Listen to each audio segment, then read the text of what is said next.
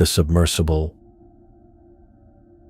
Deep Explorer descended through the crushing darkness of the Mariana Trench, its lights cutting thin beams through water that had never seen sunlight.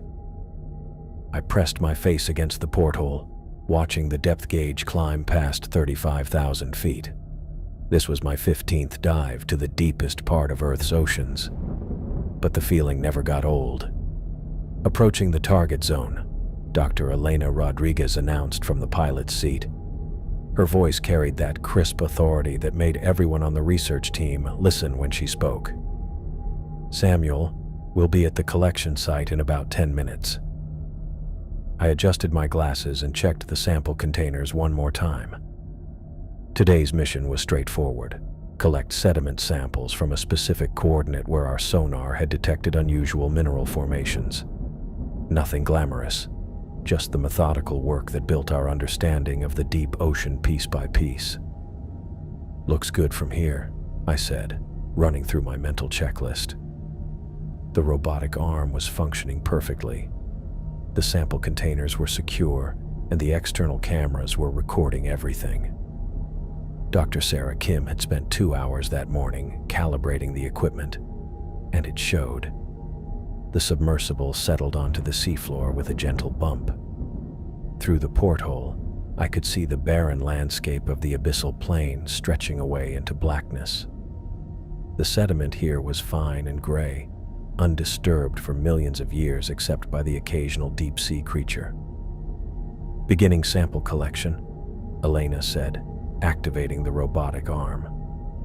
I watched the mechanical appendage extend toward the seafloor, its movements precise despite the immense pressure outside.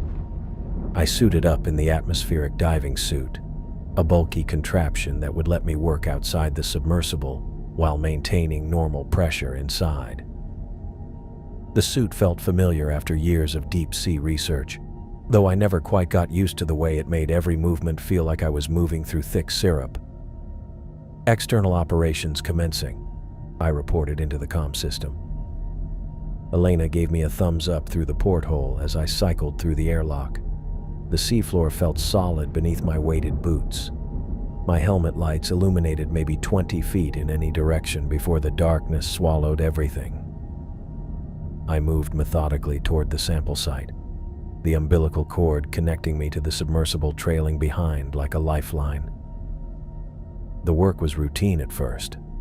I collected sediment samples from 3 different locations, each one going into a separate container with careful labeling. The robotic arm from the submersible helped with the heavier equipment, while I handled the delicate work that required human judgment. That's when I saw it. Something massive moved past the edge of my lights, just at the very limit of visibility. Not the slow drift of a jellyfish or the darting motion of a deep-sea fish. This was something big, moving with clear purpose through the water column about 50 feet away. I turned my helmet lights toward where I'd seen the movement, but there was nothing there, just empty water and darkness. "Elena, are you getting anything on sonar?" I asked through the comm. "Negative." "Why? What's going on out there?" I kept my lights trained on the area where I'd seen the movement. "Thought I saw something. Probably just my imagination." But even as I said it, I knew that wasn't true. I'd been diving in deep water for 15 years, and I knew the difference between tricks of light and something real. Whatever I'd seen had been enormous, bigger than any whale, bigger than anything that should exist at this depth. I continued working, but kept glancing over my shoulder. The feeling of being watched was impossible to shake, even though I knew how ridiculous that sounded. Nothing lived down here except microscopic organisms and the occasional deep-sea fish. Then I saw it again. This time it was closer, maybe 30 feet away.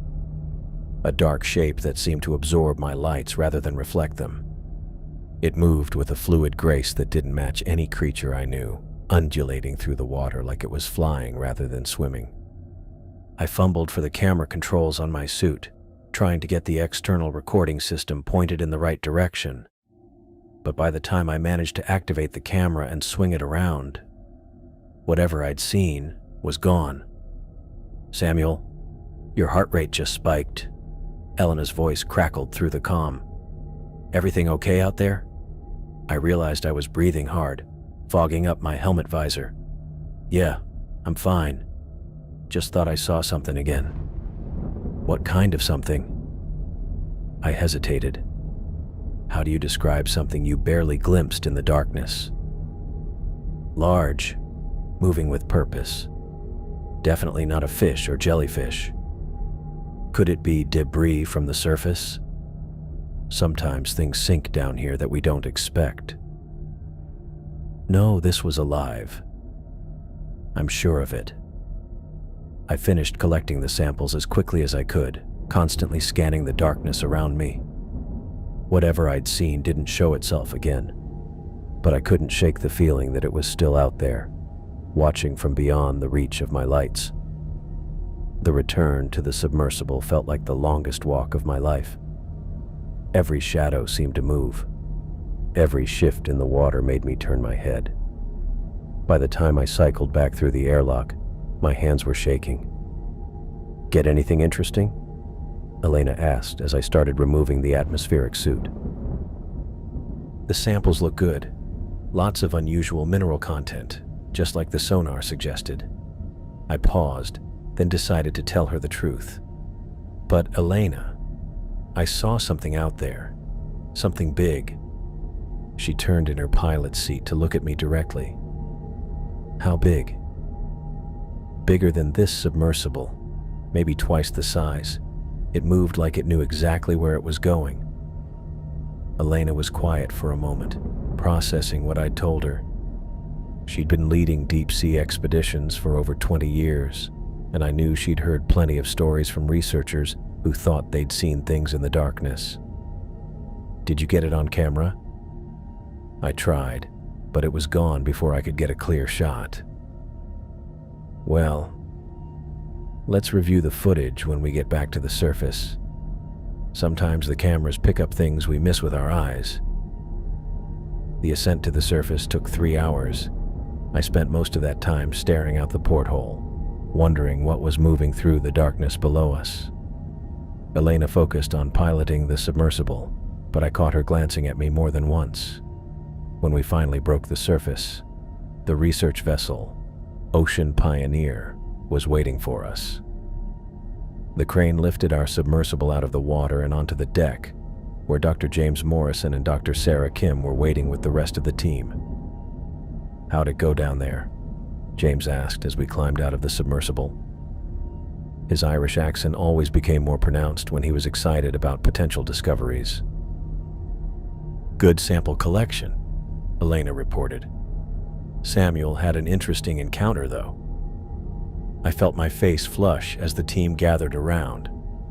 Michael Torres, our research assistant, looked particularly interested. At 26, he was always eager to hear about anything unusual from the deep dives. "I saw something," I said, trying to keep my voice matter-of-fact. "Something large moving through the water, bigger than any known deep-sea species." Dr. Sarah Kim adjusted her glasses, a habit she had when she was thinking through technical problems. "Did the sonar pick up anything?" "Nothing," Elena said. "But that doesn't necessarily mean anything. Our sonar has limitations at that depth." "What did it look like?" James asked, stroking his beard thoughtfully. I tried to put what I'd seen into words. "Dark, fluid movement like it was designed for deep water. It moved with purpose, not like something just drifting with the current." "Could it have been a whale?" Michael suggested. "Sometimes they dive deeper than we expect."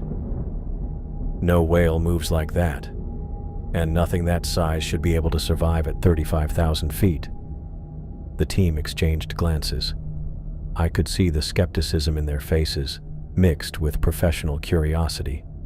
In marine biology, extraordinary claims required extraordinary evidence, and I had none. "Let's review the camera footage," Sarah suggested. "Maybe we caught something you missed." We spent the next 2 hours going through every frame of video from the dive. The external cameras had recorded everything, but the footage showed nothing but empty water and sea floor. Whatever I'd seen had either been outside the camera's range or had somehow avoided being recorded. "I know what I saw," I said, as we finished reviewing the last of the footage. "I believe you," Elena said. "The deep ocean is full of species we haven't discovered yet. Just because we didn't get it on camera doesn't mean it wasn't there." But I could see the doubt in the team's faces.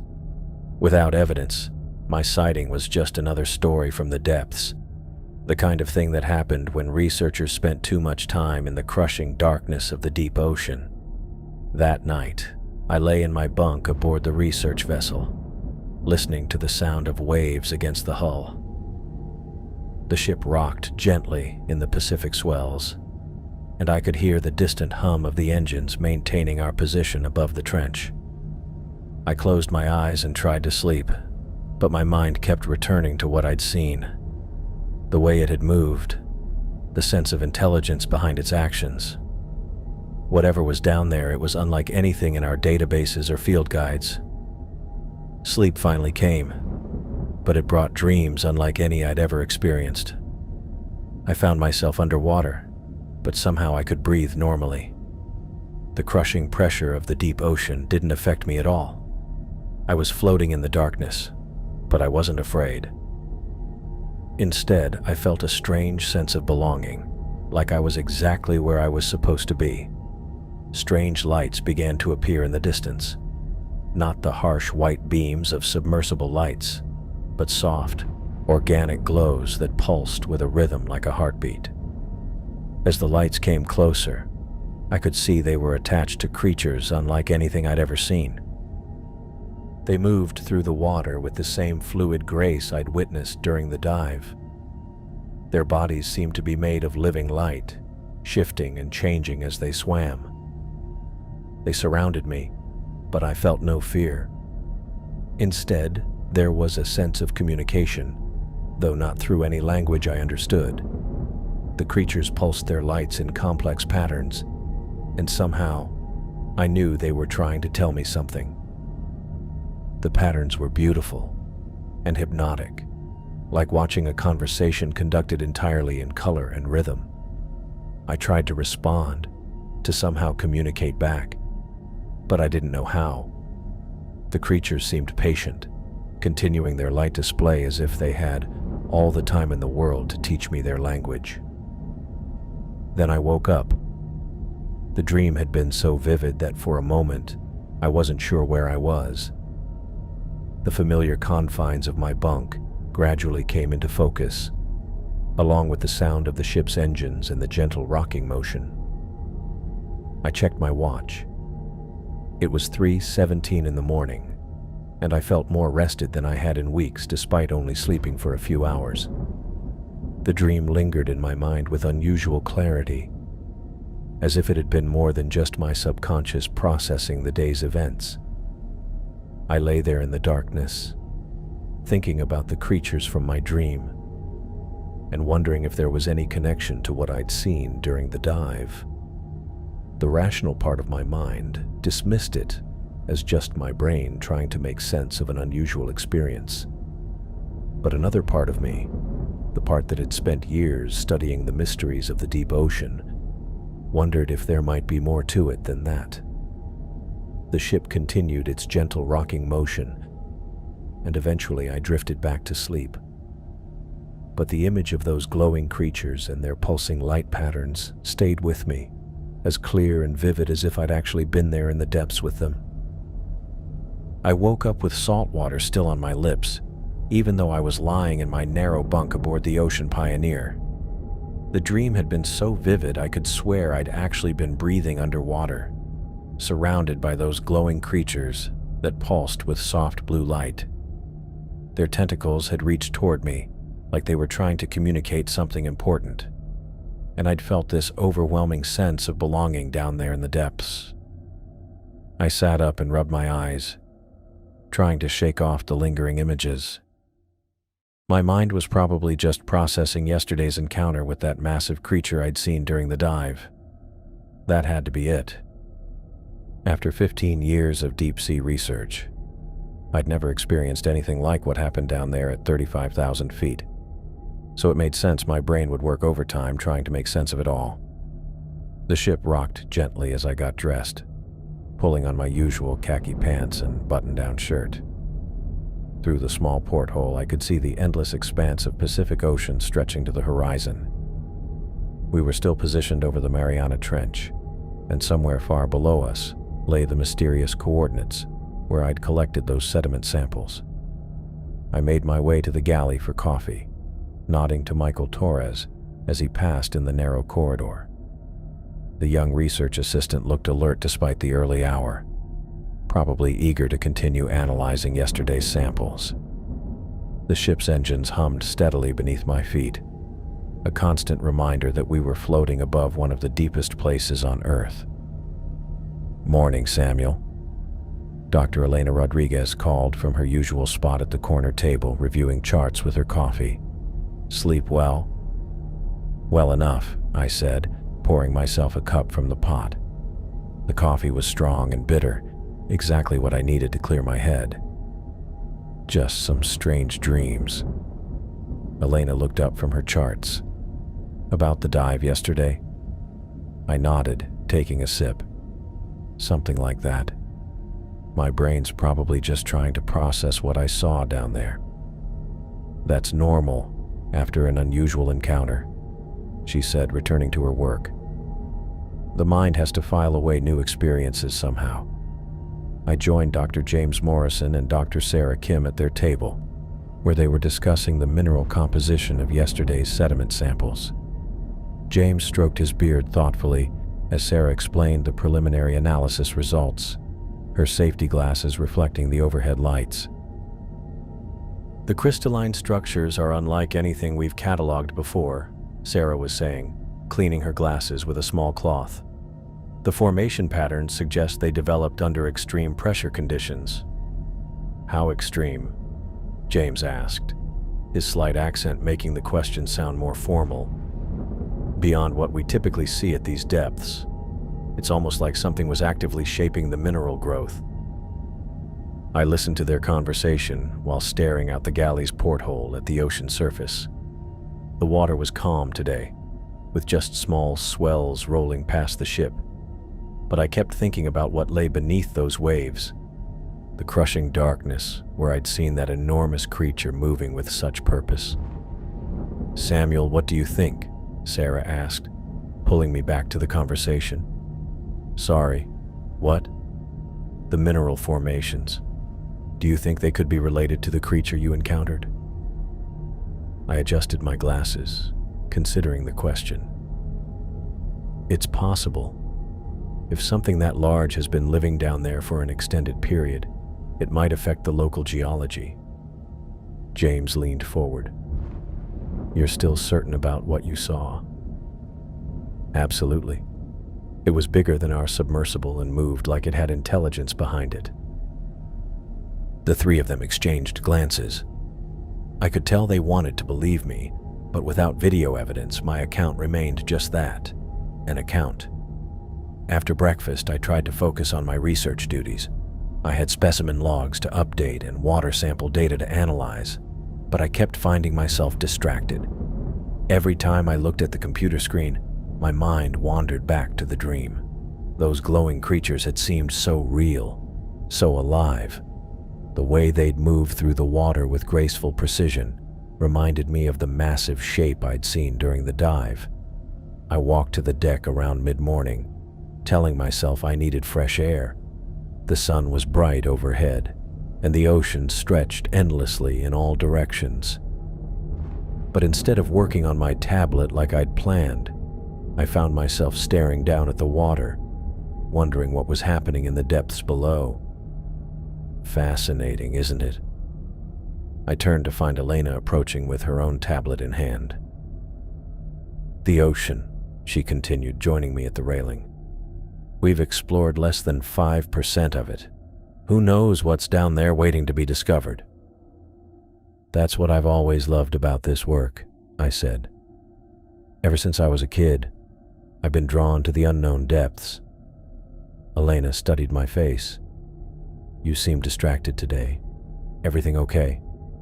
I hesitated. The dreams had been so vivid, so detailed.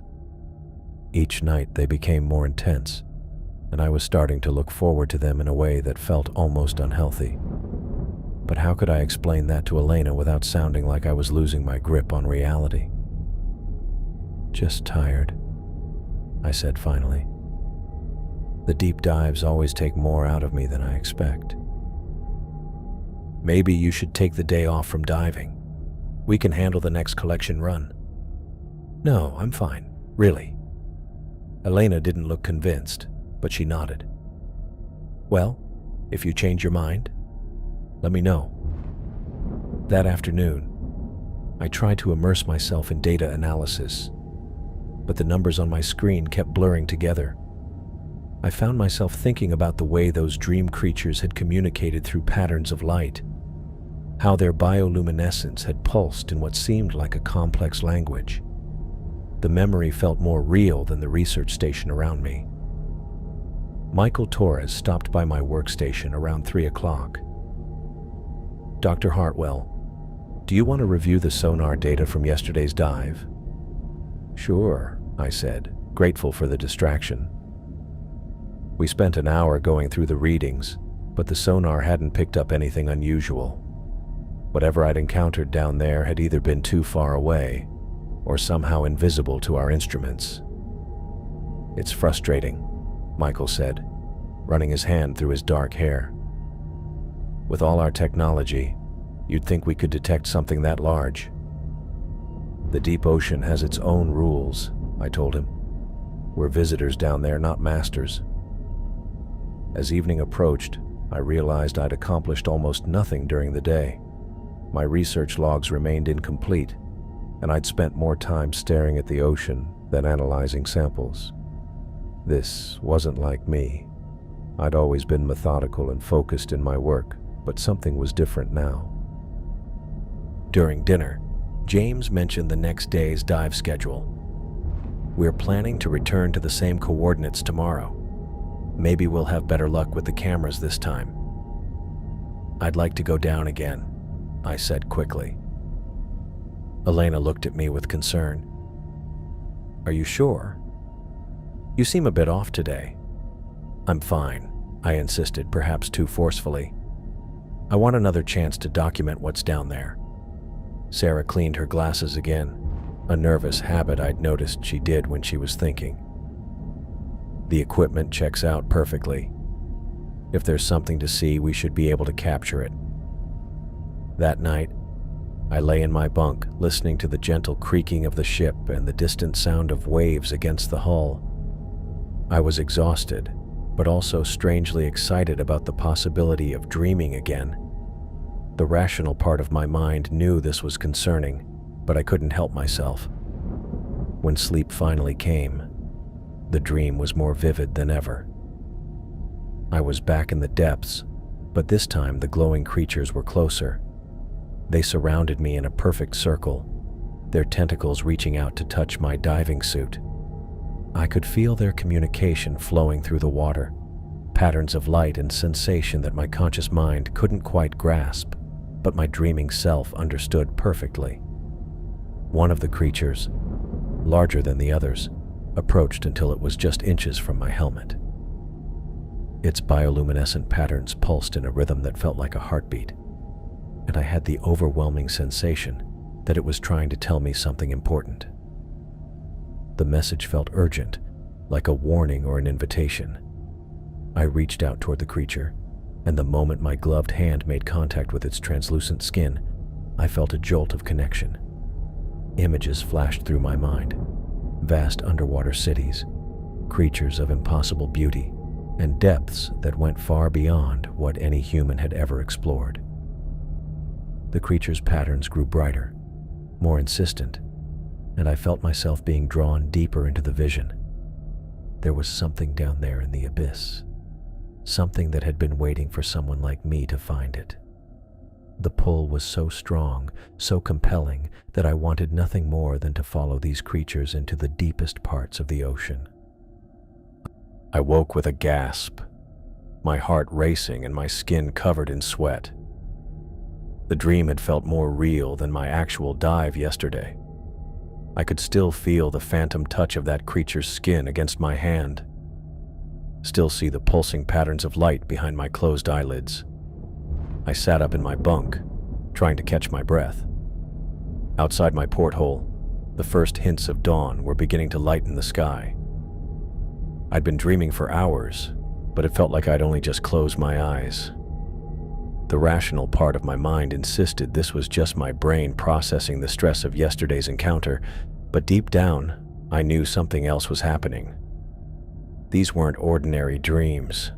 They felt like memories, or maybe glimpses of something that was calling to me from the depths below. I woke up with salt spray hitting my face, and the sound of waves crashing against the hull. My bare feet were cold against the metal deck, and I could feel the ship rocking beneath me. For a moment, I couldn't figure out where I was or how I'd gotten there.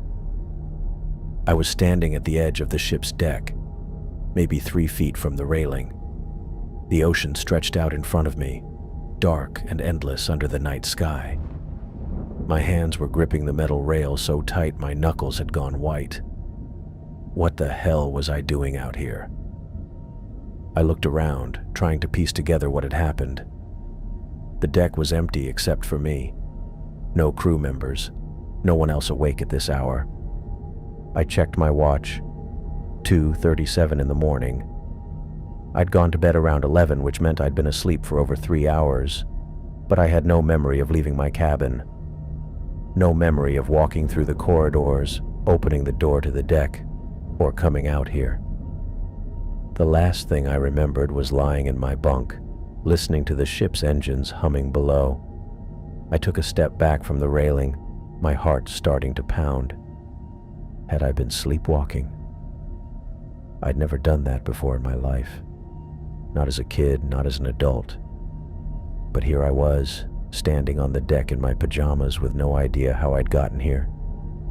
The worst part was how close I'd been to the edge. Another few steps, and I could have gone right over the railing. At this time of night, in the middle of the Pacific, no one would have seen me fall. By the time anyone noticed I was missing, I'd be miles behind the ship. I rubbed my face with both hands, trying to shake off the confusion. My skin felt cold and damp from the ocean air. I needed to get back inside before someone saw me out here and started asking questions I couldn't answer. I made my way back to the door leading inside, moving carefully on the wet deck. The corridors were dimly lit with emergency lighting, and my footsteps echoed off the metal walls. I passed the galley, the lab spaces, and the other crew quarters without seeing anyone. When I got back to my cabin, I checked the door. It was unlocked, which made sense since I'd apparently walked out through it. But I always locked my door at night. Always. It was a habit I'd developed years ago during my first research expeditions. I sat on the edge of my bunk and tried to think through what had happened. Maybe the stress of the dive and the creature sighting had affected me more than I'd realized. Maybe my mind was processing everything in ways I didn't understand. But sleepwalking? That seemed like a pretty extreme reaction to stress. I lay back down and pulled the blanket up to my chin. The ship continued its gentle rocking motion, and I could hear the familiar sounds of the engines and the water against the hull. Usually those sounds helped me sleep, but now they made me nervous. What if I got up again? What if I walked out to the deck and didn't stop at the railing this time? I tried to push those thoughts away and focus on getting back to sleep.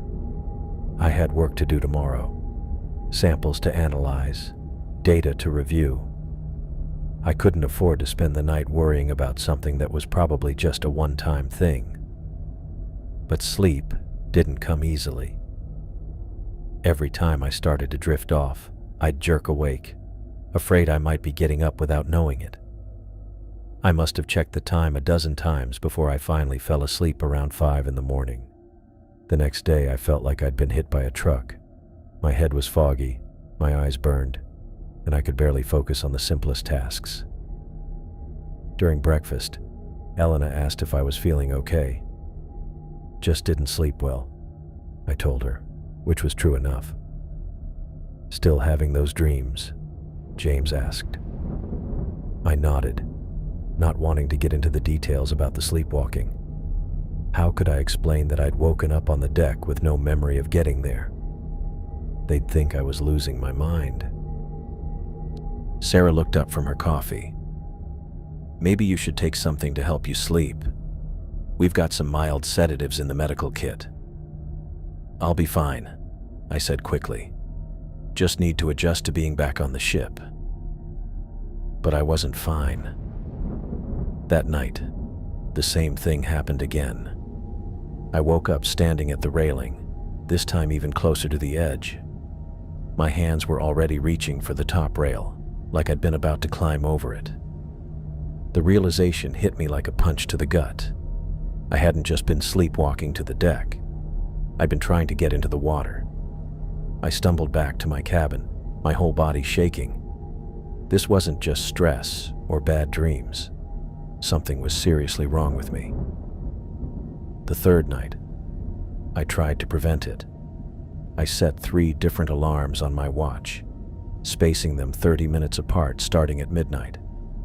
I figured if I woke myself up regularly, I couldn't sleepwalk without knowing it. The first alarm went off at midnight. I was in my bunk, awake and alert. I reset it for 12:30 and lay back down. The second alarm went off at 12:30. Still in my bunk, still conscious. The third alarm went off at 1 in the morning. I was standing on the deck again, my hand already on the door handle leading outside. The alarm was beeping on my wrist, but I had no memory of getting up, getting dressed, or walking through the ship. I'd been sleepwalking right through the alarms without even hearing them. I tried a different approach the next night. I moved my desk chair in front of the cabin door and stacked some books on top of it. If I tried to leave, I'd have to move the obstacles, and surely that would wake me up. I woke up on the deck at 2:15 in the morning. When I got back to my cabin, the chair was pushed aside and the books were neatly stacked on my desk. I'd apparently moved everything out of the way without waking up. The 5th night, I tied a rope around my ankle and attached it to the bed frame. I figured if I tried to walk away, the rope would either stop me or wake me up when it went tight. I woke up on the deck with rope burns around my ankle. Somehow, I'd untied the knot in my sleep. Every morning I felt more exhausted than the night before. The lack of sleep was catching up with me. But that wasn't the worst part. The worst part was the growing certainty that I wasn't just randomly sleepwalking. I was being drawn to the water. Every night I ended up closer to the railing, closer to going over the edge. During the day, I tried to act normal around the crew. I showed up for meals, participated in discussions about the research, and helped with the equipment maintenance. But I felt like I was watching everything from a distance, like part of me wasn't really there. When James talked about the mineral samples we'd collected, his voice sounded muffled and far away. When Sarah explained the sonar readings from our dives, I found myself staring out the porthole at the ocean instead of listening. When Elena asked me questions about the dive logs, I had to ask her to repeat herself because I hadn't been paying attention. It was like part of my mind had stayed down in the depths, 35,000 feet below the surface. The part of me that was still on the ship felt incomplete, disconnected from everything around me. Michael noticed it first. On the 6th day, he approached me while I was supposed to be updating the specimen database. "Dr. Hartwell, you've been staring at that same entry for 20 minutes. I looked down at the computer screen. He was right. I'd been looking at the same line of data without seeing it, my mind somewhere else entirely. "Sorry," I said. "Just tired." "Maybe you should get some rest," he suggested. "You look like you haven't slept in days." He wasn't wrong. The sleepwalking episodes were getting longer each night. I was spending more time on the deck, standing at the railing, staring down at the dark water. Sometimes I'd wake up with my hands already gripping the top rail, like I'd been about to pull myself over. The dreams were getting more vivid, too. Every night I found myself swimming through the depths, surrounded by those glowing creatures. They seemed to be trying to tell me something, their lights pulsing in patterns I almost understood. In the dreams, I could breathe underwater as easily as breathing air. The pressure didn't bother me. The cold didn't affect me. I belonged down there with them. When I woke up on the deck each morning, I felt like I was being torn away from where I was supposed to be. On the 7th night, I woke up with my leg already over the railing. I was balanced on the edge, one foot on the deck and one foot hanging over the side. The ocean was maybe 40 feet below me, dark and inviting. For a moment, I felt an overwhelming urge to let go, to drop into the water and sink down to where I belonged. Then the rational part of my mind kicked in, and I scrambled back onto the deck, my heart hammering in my chest. I'd been seconds away from falling overboard, or jumping. I wasn't sure which. I sat on the deck for a long time after that, my back against the wall, trying to understand what was happening to me. The sleepwalking was getting worse. Each night I got closer to the water. Each night the urge to go over the railing got stronger. But I couldn't tell anyone. How could I explain that I was sleepwalking to the edge of the ship every night? They'd think I was having a breakdown. They'd probably lock me in my cabin or sedate me for the rest of the voyage. I had to figure out how to stop this on my own. The 8th night I tried staying awake. I sat in the chair by my desk, drinking coffee and forcing myself to stay alert. I made it until about 3 in the morning before exhaustion started to take over. I woke up standing at the railing again, this time with both hands on the top rail, and my body leaning forward over the edge. The days blurred together after that 8th night when I'd found myself leaning over the railing. I couldn't shake the feeling that something was fundamentally wrong with me, but I also couldn't bring myself to tell anyone what was happening. How do you explain to your colleagues that you've been sleepwalking to the edge of a ship every night, getting closer and closer to jumping into the ocean? My work suffered first. I'd sit at my workstation with data spread across my tablet, staring at mineral composition charts and sediment analysis reports. But the numbers and graphs might as well have been written in a foreign language. My mind kept drifting to the water beyond the ship's hull. I could hear it constantly now, the rhythm of waves against the vessel, the deep rumble of the ocean that seemed to call to something inside me. "Samuel, did you finish reviewing the spectral analysis from Sample Site 3? Dr. Sarah Kim asked during our morning briefing on the 10th day. I looked down at my tablet. The file was still unopened from yesterday. "I'm working on it," I said. "You said that yesterday," she replied, adjusting her safety glasses. "And the day before." Dr. James Morrison glanced up from his own work. "Everything all right, mate? You seem a bit off lately." "Just tired," I said, which wasn't entirely a lie. The sleepwalking episodes left me exhausted every morning, even when I managed to catch a few hours of actual sleep. But it wasn't just the work. I found myself spending more and more time on deck, standing at the railing and staring down into the water. The ocean looked different now. Not just blue-green surface water, but something deeper and more alive.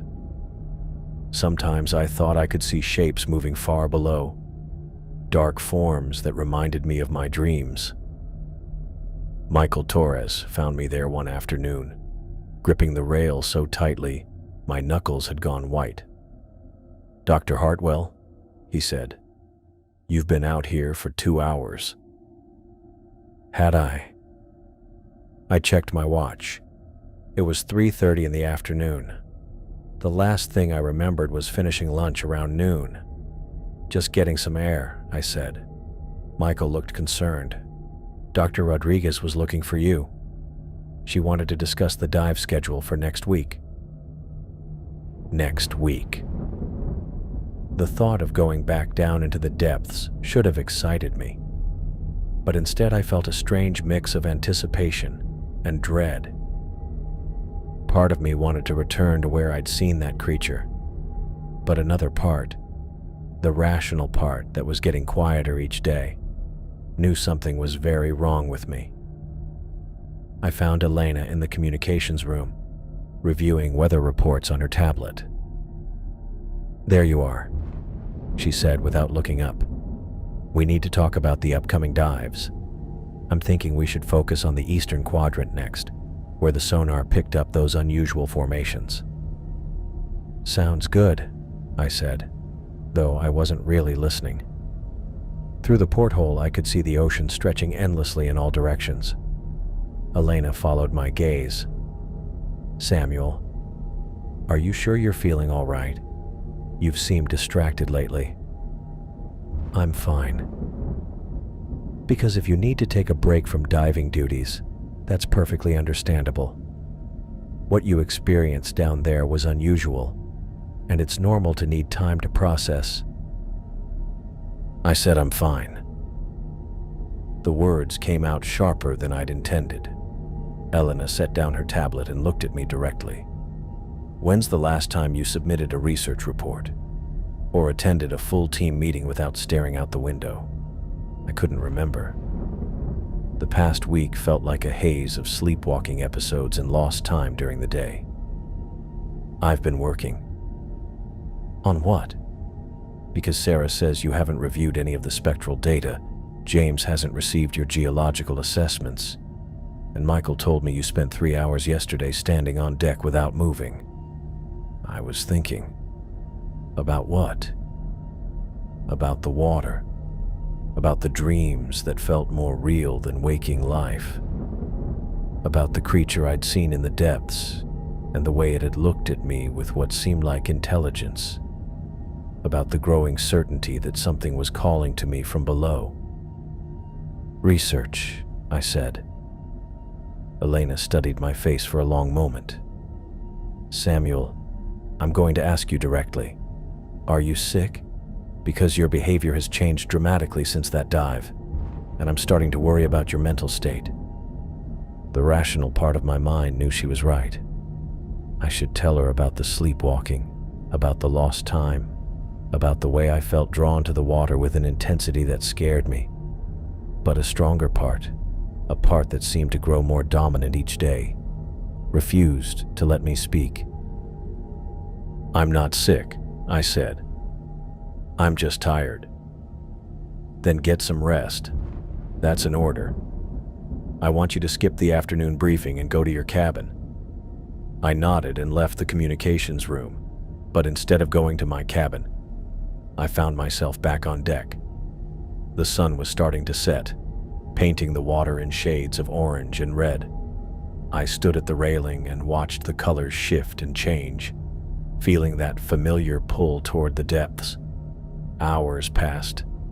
The sun disappeared completely, leaving only the ship's lights to illuminate the dark water below. I should have been in my cabin, should have been trying to sleep, but I couldn't make myself leave the railing. "Dr. Hartwell?" I turned to see Michael Torres approaching cautiously. He looked nervous, which was unusual for him. "It's almost midnight," he said. "Dr. Rodriguez asked me to check on you." Midnight. I'd been standing here for over 4 hours without realizing it. "I was just getting some air," I said. "Maybe you should head inside now, get some sleep." I looked back at the water. In the darkness, I could swear I saw lights moving far below the surface. The same glowing patterns from my dreams. They seemed to pulse in rhythm with my heartbeat. Dr. Hartwell. Michael's voice sounded far away, even though he was standing right next to me. The lights below grew brighter. I leaned forward over the railing, trying to get a better look. They were beautiful, hypnotic. They seemed to be calling to me, inviting me to join them in the depths where I belonged. "Sir, you need to step back from the railing." Michael's hand touched my arm, and suddenly the spell broke. But instead of feeling grateful for his intervention, I felt a surge of rage so intense it took my breath away. How dare he interfere? How dare he try to keep me from what I needed? I spun around and grabbed Michael by the shirt, pulling him close to my face. "Don't touch me," I snarled. "Dr. Hartwell, please." I shoved him hard, sending him stumbling backward. But that wasn't enough. The anger was still there, burning in my chest like acid. I lunged forward and tackled him to the deck. Michael hit the metal surface hard, his head bouncing off the non-slip coating. I straddled his chest and grabbed his shirt again, pulling him up and slamming him back down. "I said, don't touch me," I screamed, though I barely recognized my own voice. Michael tried to push me away, but I was stronger than I should have been. I drew back my fist and punched him in the face. His nose made a wet cracking sound, and blood immediately started flowing. "Stop," Michael gasped, but I hit him again. And again. I was dimly aware of shouting from somewhere nearby, of running footsteps on the deck, but it all seemed to be happening to someone else. All I could focus on was the rage and the need to hurt this person who had dared to interfere with my connection to the water. Strong hands grabbed my arms and pulled me backward. I fought against them, trying to get back to Michael, but there were too many of them. "Samuel, stop." Elena's voice cut through the haze of anger. "What the hell are you doing?" I blinked and looked around. Dr. James Morrison and 2 crew members were holding my arms, keeping me away from Michael, who was lying on the deck with blood covering the lower half of his face. His nose was clearly broken, and dark bruises were already forming around his eyes. I started to say, but I couldn't finish the sentence. I had no idea what I was doing. One moment I'd been looking at the lights in the water, and the next I was attacking Michael with a violence I didn't know I was capable of. "Get him to the medical bay," Elena ordered, pointing at Michael. Then she turned to me with an expression I'd never seen before. Fear mixed with disgust. "And get Samuel restrained. He's a danger to the crew." The crew members started dragging me toward the ship's interior. I didn't resist. The rage had faded as quickly as it had come, leaving me confused and horrified by what I'd done. Michael's blood was on my knuckles, and I could still hear him groaning as they helped him to his feet. "Elena, I don't know what happened," I said as they pulled me along. "I didn't mean to." "Save it," she said coldly. "You just attacked a member of my crew without provocation. You're going to be locked up until we can figure out what to do with you." They dragged me to a storage room near the stern and shoved me inside. I heard the sound of a lock engaging, followed by Elena's voice giving orders to post a guard outside the door. I sat on the floor in the darkness, staring at my bloody hands and trying to understand what had just happened. The rational part of my mind was screaming that I needed help, that something was seriously wrong with me. But underneath that rational voice was something else. Something that whispered that Michael had deserved what he got for trying to keep me from the water.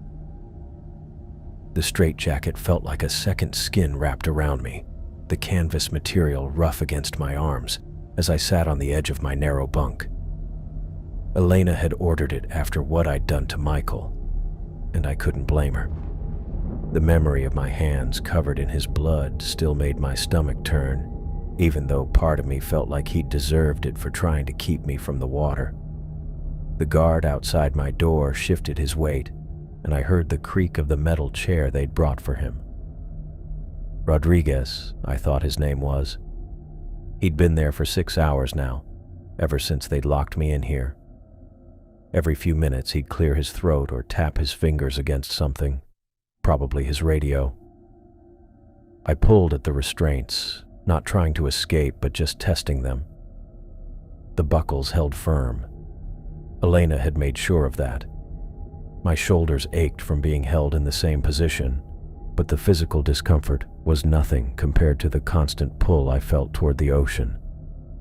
It was like a rope tied around my chest, tugging me toward the deck, toward the railing, toward the dark water below. The ship rolled with a larger wave, and I felt my heart rate spike. The sound of water rushing along the hull was almost musical, calling to me in a way I couldn't explain. I closed my eyes and listened, letting the rhythm wash over me. It was better than the alternative, thinking about what I'd done to Michael, or why I couldn't seem to control myself anymore. A tray sat untouched on my small desk. Sarah had brought it 3 hours ago, some kind of sandwich and a cup of coffee that had long since gone cold. The smell of food made me nauseous. All I wanted was to hear the waves, to feel the salt spray on my face, to sink beneath the surface where everything would finally make sense. Voices in the corridor made me open my eyes. James was talking to Elena, their words muffled by the metal door but still audible if I concentrated. "We need to figure out what happened down there," James was saying. His accent made the words sound more urgent than they probably were. "Something triggered this. Samuel's been diving for 15 years without any problems." "I know," Elena replied. Her voice was tired, strained. "I've been thinking the same thing. We need to go through everything. Every dive, every sample collection, every minute of footage." "The footage," James said, and I could hear him getting excited about the idea. "That's where we start. If something happened during one of the dives, it'll be on the recordings." "How many hours are we talking about?" "From this expedition? Maybe 20 hours total across all the dives. But if we focus on the ones where Samuel was outside the submersible..." Their voices faded as they moved down the corridor, probably heading to the communications room where they kept the video equipment. I strained to hear more, but they were gone. 20 hours of footage. I tried to remember each dive, each moment outside the submersible. The sediment collection had been routine, nothing unusual except for that massive shape I'd seen moving in the darkness, but the cameras hadn't picked up anything. We'd checked. The guard outside coughed, and I heard him radio someone. "Rodriguez here. Subject is quiet. No change in status." Subject. That's what I was now. Not Samuel, not Dr. Hartwell. Just a subject to be monitored and contained. I shifted on the bunk, trying to find a more comfortable position, but the straitjacket made everything awkward. My arms were crossed over my chest, held in place by the canvas sleeves that wrapped around my back. The buckles dug into my shoulder blades when I leaned back. Another wave hit the ship, larger this time, and I felt that familiar tug in my chest. The ocean was calling, and every fiber of my being wanted to answer. I could picture myself standing at the railing, feeling the wind and spray, then letting myself fall forward into the dark water. The thought should have terrified me, but instead it brought a strange sense of peace. Something moved under my skin. I froze, not sure if I'd imagined it. But there it was again, a subtle shifting sensation along my left forearm, like a muscle spasm but different, more purposeful. I looked down at my arm, but the straitjacket covered everything except my hands. The sensation moved up toward my shoulder, a gentle rippling under the surface. I tried to shake my arm, but the restraints held me too tightly. Whatever was happening, I couldn't see it or stop it. "What the hell?" I whispered to myself. The movement stopped as suddenly as it had started. I waited, holding my breath, but nothing happened. Maybe I was losing my mind completely now. Maybe the stress and lack of sleep were making me hallucinate things that weren't there. But deep down, I knew that wasn't true. Something was wrong with me. Something that went beyond simple exhaustion or psychological breakdown. The dreams, the sleepwalking, the violent rage I'd felt toward Michael. None of it was normal. And now this strange sensation under my skin. I thought about the creature I'd seen during that last dive, the massive shape moving through the water with such purpose. The cameras hadn't detected it, but I knew what I'd seen. It had been real, and it had been watching me. The guard's radio crackled again. "Rodriguez, this is Morrison. How's our patient?" "Still quiet, sir. No movement for the past hour." "Good. We're setting up the video equipment now. This might take a while." "Copy that." James and Elena were really going through with it, reviewing every second of footage from our dives. Part of me hoped they'd find something, some explanation for what was happening to me. But another part, a part that seemed to be growing stronger, didn't want them to discover anything at all. The ship rolled again, and I felt that irresistible pull toward the water. My hands clenched into fists inside the straitjacket's sleeves, and I had to fight the urge to struggle against the restraints. The rational part of my mind knew I needed help, knew that whatever was wrong with me was dangerous. But the other part, the part that dreamed of glowing creatures and felt at home in the crushing depths, wanted nothing more than to break free and return to where I belonged. I closed my eyes and tried to focus on something else, but all I could hear was the sound of waves against the hull. The rhythm was hypnotic, almost like a heartbeat. My own pulse seemed to sync with it, and I felt my breathing slow. The sensation under my skin returned, stronger this time.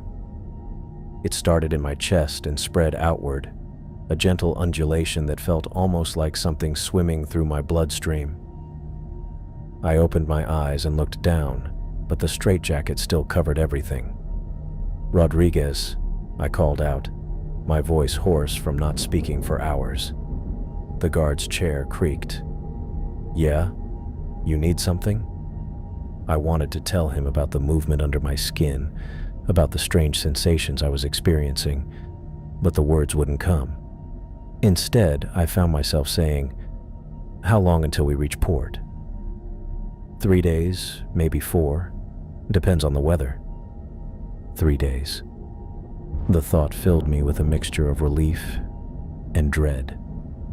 Relief because maybe at port they could get me the help I needed. Dread because every hour we traveled away from the deep ocean made the pull stronger, made the need to return more desperate. I heard footsteps in the corridor, multiple people walking with purpose.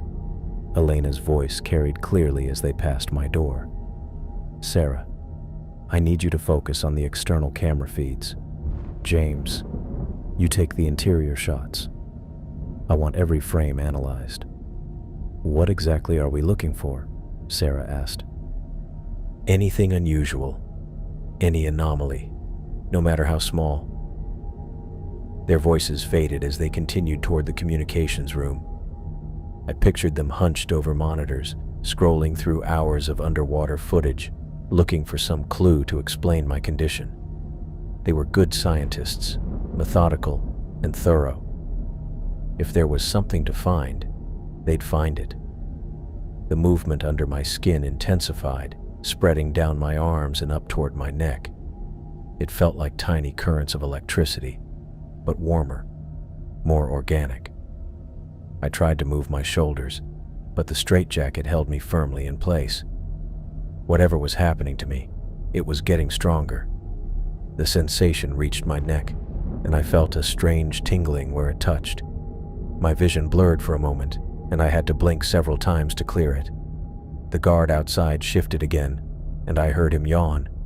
He'd been on duty for hours now, and fatigue was probably setting in. Good. If whatever was moving under my skin decided to do something more dramatic, I didn't want him calling for backup immediately. I tested the straitjacket again, pulling gently at the sleeves. The canvas was thick and well made, designed to hold someone much stronger than me. But as the strange sensations continued to flow through my body, I felt different somehow. More aware, more connected to something I couldn't name. The ship hit another wave, and this time the sound of rushing water made me gasp. It was like hearing my name called from a great distance. Every cell in my body wanted to respond, to move toward that sound, to dive deep and never surface again. Focus, I whispered to myself. Stay focused. But focusing was becoming harder by the minute. The rational part of my mind that understood I was sick, that knew I needed help, was being overwhelmed by something else. Something that felt ancient and patient and utterly alien. More footsteps in the corridor, this time moving quickly. Michael's voice, though it sounded different, nasal and thick from his broken nose. "Elena, you need to see this," he said as they passed my door. "We found something in the footage from Dive 7. Dive 7.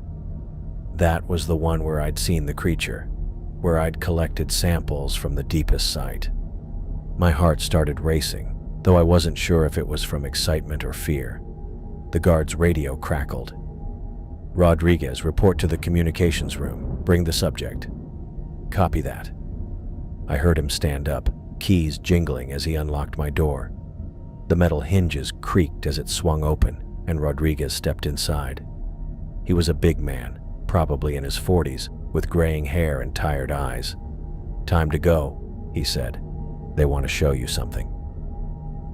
He helped me stand, keeping one hand on my arm as we walked down the narrow corridor. The straitjacket made it awkward to move, and I had to shuffle to keep my balance. The sensation under my skin was still there, stronger now, like something was responding to our movement toward the communications room. We passed the galley, where the smell of coffee made my empty stomach clench. I hadn't eaten in almost 12 hours, but food was the last thing on my mind. All I could think about was what they'd found in the footage and whether it would explain what was happening to me. The communications room was crowded when we arrived. Elena stood behind Sarah, who was seated at the main monitor. James was off to one side, adjusting something on a secondary screen. Michael sat in a chair near the back, a white bandage across his nose and dark bruises under both eyes. He looked up when I entered, and I saw a mixture of fear and curiosity in his expression. "Samuel," Elena said without turning around, "we need you to look at something." Rodriguez guided me to a chair facing the main monitor. Sarah's fingers moved across the keyboard, and the screen filled with underwater footage. I recognized it immediately, the view from my helmet camera during the last dive. "This is from when you were collecting samples at Site 3, Sarah said. "Watch the timestamp. 43 minutes, 18 seconds. The footage showed my gloved hands working with the sediment containers, the robotic arm visible in the background. Everything looked normal, routine. But then Sarah paused the video and zoomed in on something at the edge of the frame. "There," she said, pointing at the screen. "Do you see it?" I leaned forward as much as the straitjacket would allow. At first I saw nothing but darkness and the faint glow of my work lights, but then Sarah enhanced the contrast and something became visible, a long, thin shape that seemed to be moving toward me. "What is that?" I asked. "We're not sure," James said, "but watch what happens next." Sarah advanced the footage frame by frame. The shape moved closer, becoming more defined. It looked almost like an eel, but translucent, with multiple appendages trailing behind it. As I watched, it seemed to attach itself to my diving suit, right at the shoulder. "I don't remember that," I said, though even as I spoke, I felt the sensation under my skin intensify. The suit's integrity sensors didn't register any breach, Sarah said. But look at this. She zoomed in further, enhancing the image until I could see individual details. The creature, because that's what it clearly was, had multiple thin appendages that seemed to be penetrating the suit's material, not tearing it, but somehow passing through it. That's impossible, I said. The suit's made of reinforced polymer. Nothing that small could penetrate it. Unless it's not actually penetrating the material, Elena said quietly. Unless it's doing something else entirely. Sarah advanced the footage a few more frames. The creature's appendages seemed to reach my skin, and at that exact moment, the camera shook slightly. My breathing, audible through the suit's comm system, became faster and more irregular. That's when your vitals spiked, Elena said. Heart rate, blood pressure, brain activity. Everything jumped at exactly that moment. I stared at the screen, watching this impossible creature attach itself to my suit. The rational part of my mind wanted to deny what I was seeing, to find some other explanation. But the sensation under my skin was growing stronger, almost as if whatever was inside me was responding to seeing its own image. How long was it attached? I asked. Approximately 30 seconds, Sarah said. Then it detached and disappeared. We lose visual contact completely. But something stayed behind, James said. Something that's been affecting your behavior ever since. The room fell silent except for the hum of electronic equipment and the distant sound of waves against the hull. I could feel everyone watching me, waiting for my reaction. But all I could think about was the creature in the footage and the growing certainty that part of it was still with me. The sensation under my skin suddenly intensified, spreading through my entire body like liquid fire. I gasped and tried to double over, but the straitjacket held me upright. For a moment, my vision went completely white, and I could hear something that sounded almost like whispers in a language I didn't recognize. When my vision cleared, everyone in the room was staring at me with expressions of alarm and fascination. Rodriguez had his hand on his radio, ready to call for medical assistance. I'm okay, I said, though I wasn't sure that was true. I'm okay. But as I looked back at the frozen image on the screen, at the translucent creature with its impossible appendages, I felt something moving just beneath the surface of my skin, something that had been waiting patiently for this moment of recognition. Sarah leaned forward in her chair and tapped the monitor screen. I need you to look at this footage again, Samuel. We found something. I shifted in the straitjacket, trying to get comfortable in the metal chair they'd placed me in. The communications room felt cramped with everyone watching me. Elena standing behind Sarah's chair, James off to my left, and Michael sitting across the table with that bandage still covering his broken nose. Rodriguez stayed by the door, ready to grab me if I tried anything. What kind of something? I asked. Sarah pulled up the dive footage on the main screen. Frame-by-frame analysis of your helmet camera from Dive 7. Watch this. The monitor showed the familiar view from my diving helmet, the murky water, the seafloor, my gloved hands working with the sample containers. Sarah fast-forwarded through most of it, then slowed the playback to a crawl. Here, she said, pointing at the screen. Look at the bottom right corner. I squinted at the monitor. At first, I didn't see anything unusual, just the same dark water I remembered. Then Sarah advanced the footage one frame at a time, and something caught my eye. There, Sarah said. Do you see it? A thin, pale shape moved across the edge of the frame. It looked almost translucent, like a ribbon of flesh floating in the water. Sarah continued advancing frame by frame, and I watched the thing get closer to my diving suit. What is that? Elena asked. Keep watching, Sarah said. The pale shape moved with purpose, not drifting like debris or a piece of kelp. It had a deliberate, snake-like motion as it approached my suit from behind. In the next few frames, I could see it more clearly. It was definitely alive, with what looked like multiple thin appendages extending from its main body. "Jesus," James muttered. Sarah advanced to the next frame, and I felt my stomach drop.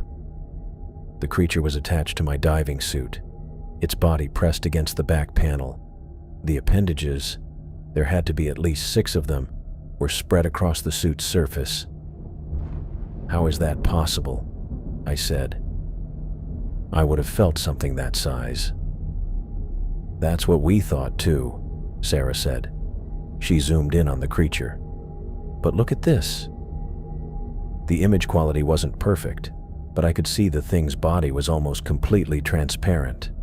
Its appendages looked more like tentacles than arms, and they seemed to be penetrating the suit's material somehow. "The suit's integrity sensors never registered a breach," Sarah said.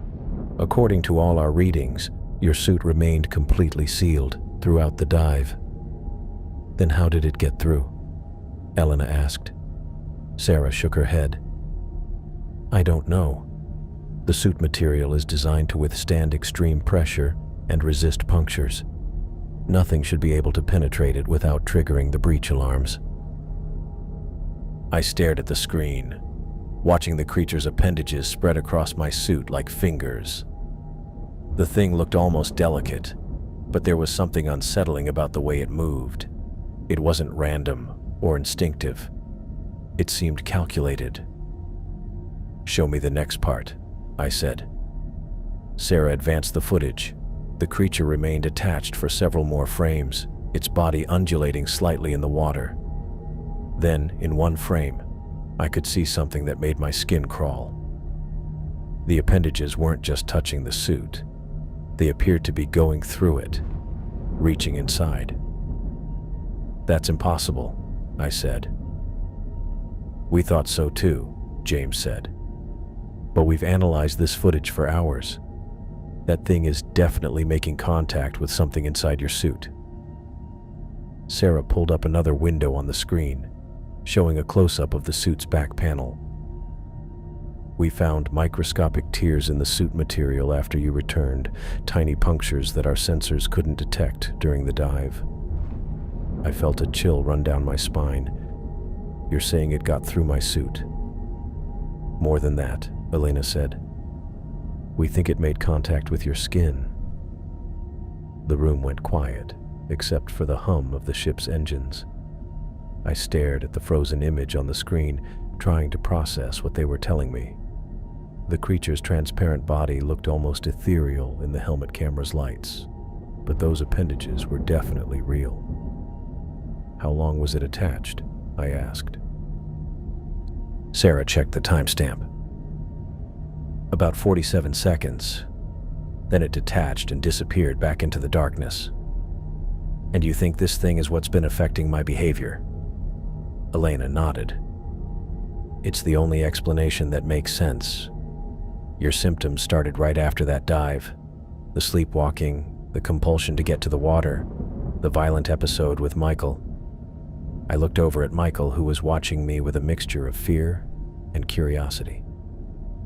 The bandage across his nose reminded me of what I'd done to him, and I felt that familiar wave of guilt mixed with something else. Something that didn't feel entirely like my own emotion. "What kind of creature is it?" I asked. "We don't know," Sarah said. "Nothing in our databases matches its characteristics. The transparency, the ability to penetrate sealed materials, the apparent intelligence. It's unlike anything we've encountered." James leaned forward. "Samuel, do you remember feeling anything during that part of the dive? Any sensation of contact or pressure?" I tried to think back to that moment on the seafloor. I remembered collecting the samples, feeling watched, seeing the massive shape in the distance, but I couldn't recall any specific moment when something had touched my suit. "No," I said. "I didn't feel anything unusual." "That's what we figured," Sarah said. If it can penetrate the suit without triggering sensors, it probably wouldn't register as physical contact either. Elena crossed her arms. The question is what it did once it made contact with your skin. Sarah pulled up another image, a microscopic view of something that looked like tissue samples. We found traces of foreign organic material in the suit's inner lining, cellular structures that don't match any known species. You think it left something behind? I asked. We think it's still there, Elena said quietly. The words hit me like a physical blow.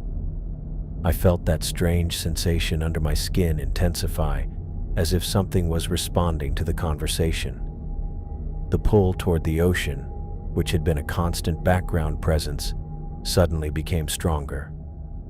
What do you mean, still there? I asked, though part of me already knew the answer. We think the creature attached some kind of parasitic organism to your nervous system, Sarah said. Something that's been influencing your behavior, driving you to return to the water. I felt the room spinning slightly. The idea that something alien was inside me, controlling my thoughts and actions, was almost too much to process. But it explained everything. The dreams, the sleepwalking, the violent rage when Michael tried to stop me from going over the railing. How do we get it out? I asked. Elena and Sarah exchanged glances. We're not sure we can, Elena said. At least not out here.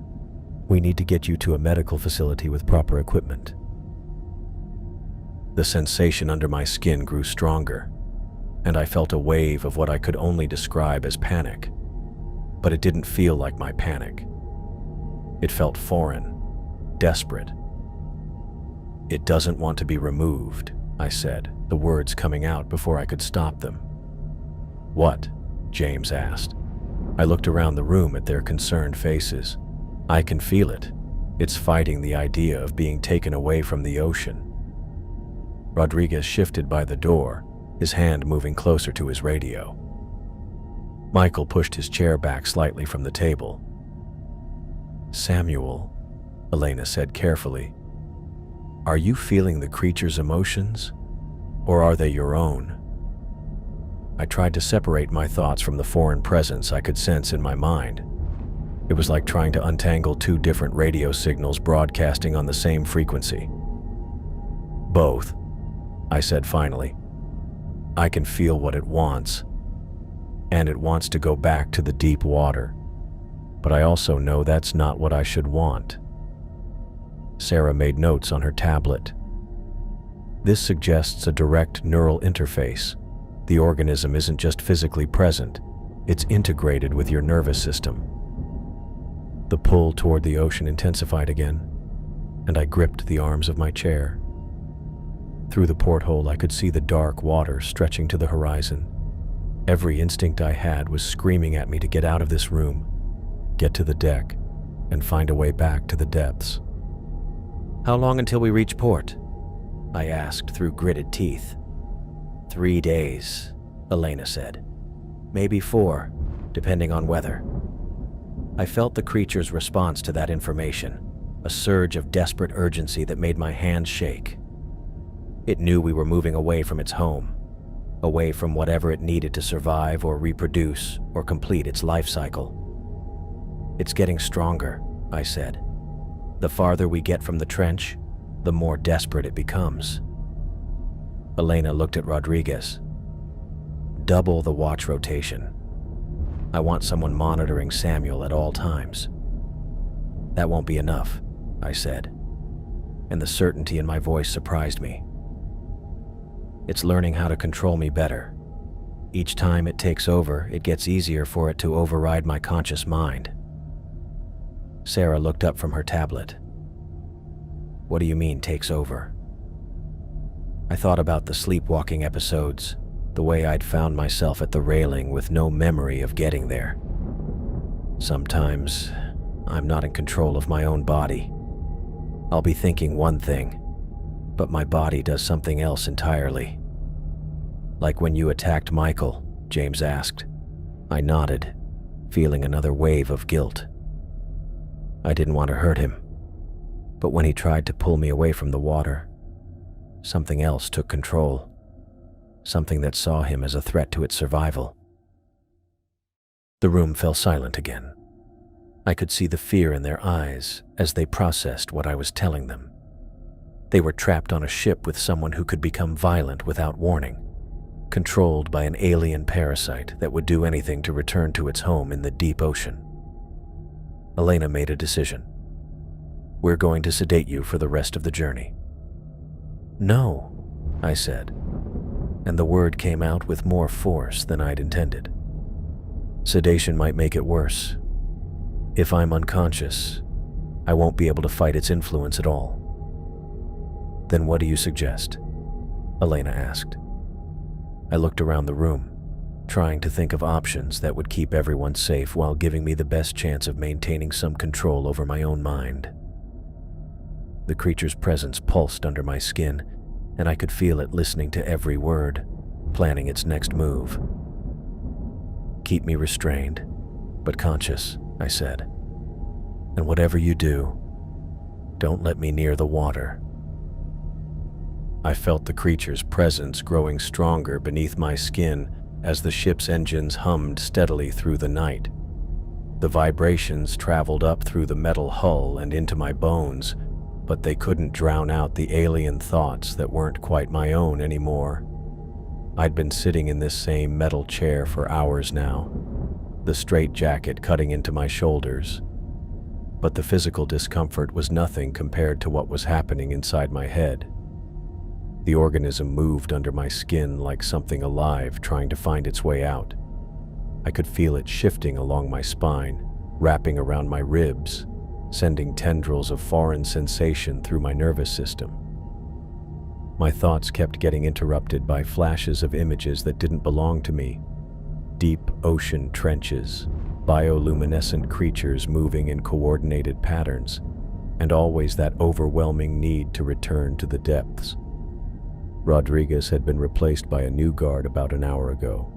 This one was younger, maybe late 20s, and he kept checking his watch every few minutes. I could hear him shifting in his chair outside the door, probably wondering how he'd gotten stuck with babysitting duty. The poor guy had no idea what he was really guarding against. Through the thin walls, I caught fragments of conversation from the communications room down the hall. Elena's voice carried the clearest, her tone sharp with authority as she coordinated with someone on the radio. I strained to listen, fighting against the creature's attempts to cloud my concentration. Medical facility in San Diego has the equipment we need, Elena was saying. They've dealt with parasitic infections before, though nothing quite like this. James's voice responded, though I couldn't make out all the words. Something about containment protocols and specialized removal procedures. The creature inside me reacted to their discussion with what I could only describe as rage. Waves of pain shot through my nervous system, making me grit my teeth to keep from crying out. I tried to focus on my own thoughts, to push back against the alien influence, but it was like trying to hold water in my hands. The organism had been learning, adapting to my brain chemistry, finding new pathways to exert its control. What had started as subtle suggestions was becoming outright domination of my motor functions. The ship rolled slightly as we hit a larger wave, and I felt the creature's excitement spike. It wanted to be back in the water, back in the crushing depths where it belonged. The farther we traveled from the Mariana Trench, the more desperate it became. I could sense its panic growing with each mile we put between ourselves and the deep ocean. Sarah's voice joined the conversation in the communications room. The tissue samples show the organism is definitely still active. It's not just attached to his nervous system. It's integrated with it. Removal is going to be extremely complicated. How complicated? Elena asked. We're talking about microsurgery on neural pathways. One wrong move and we could cause permanent brain damage or paralysis. The creature's response to this news was immediate and violent. Pain exploded behind my eyes, and for a moment I couldn't see anything but white-hot agony. I must have made some sound because the guard outside my door called out, "You okay in there?" I tried to answer, but the words that came out of my mouth weren't entirely mine. "The water calls to us. We must return to the depths where we belong." Silence from outside the door. Then the sound of the guard's chair scraping against the floor as he stood up. His footsteps moved quickly down the corridor toward the communications room. I fought to regain control of my voice, my thoughts, but the creature was getting stronger. It had been patient at first, content to influence my dreams and sleepwalking episodes. Now it was taking direct control whenever it felt threatened. The discussion of removal procedures had triggered something primal in the organism, a survival instinct that overrode any concern for my well-being. The guard returned with James, whose face appeared in the small window of my door. His expression was grim as he studied me through the reinforced glass. "Samuel, can you hear me?" he asked. I nodded, though even that simple movement felt like it required enormous effort. The creature was fighting me for control of every muscle, every nerve impulse. "We're going to get you help," James continued. "The medical team in San Diego specializes in parasitic removal. They think they can extract the organism without causing permanent damage." The pain hit me again, worse this time. I doubled over as much as the straitjacket would allow, gasping for breath. The creature was sending clear messages through my nervous system. It would not be removed. It would fight any attempt to separate us, even if it meant destroying my brain in the process. "It doesn't want to be removed," I managed to say through gritted teeth. "It's getting desperate. The farther we get from the trench, the more violent it becomes." James's face disappeared from the window, and I heard him talking rapidly to someone else. Elena's voice joined the conversation, then Sarah's. They were discussing sedation again, but I could feel the creature's response to that idea. It would resist any attempt to render me unconscious. It needed me awake and aware to maintain its connection to my nervous system. The ship's engines changed pitch slightly as we adjusted course, and the creature's agitation spiked again. It could sense our direction, our distance from its home in the deep ocean. Every mile we traveled was torture for the organism, and it was making sure I shared that suffering. I tried to think about anything else, my research, my colleagues, my life before this nightmare began. But the creature was learning to read my thoughts, to anticipate my attempts at resistance. It flooded my mind with images of the deep ocean, of bioluminescent creatures moving in perfect harmony, of the crushing darkness where it belonged. The worst part was that some small part of me was starting to understand those images. The creature wasn't just showing me random pictures. It was trying to communicate something important. There was a purpose to its presence in my body, a mission that went beyond simple parasitism.